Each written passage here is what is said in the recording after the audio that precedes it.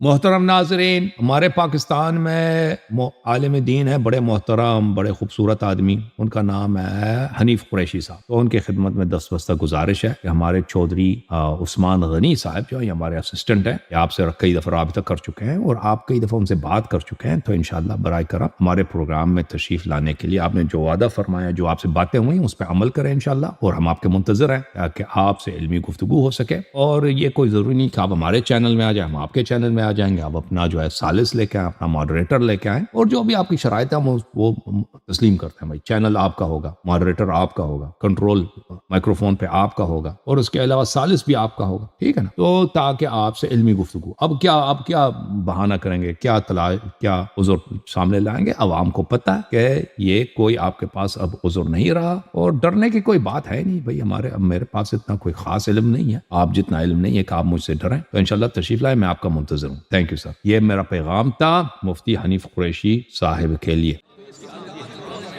جوم جاؤ، پرواز کرو، کیوں فخر سے سر اٹھا، کیونکہ اللہ تعالیٰ نے تمہیں انتخاب کیا، صراط حق پر صرف تم ہو، صراط ایمان پر صرف کیا، کیونکہ اللہ تعالیٰ نے تمہیں انتخاب کیا، صراط حق پر صرف تم ہو، صراط ایمان پر صرف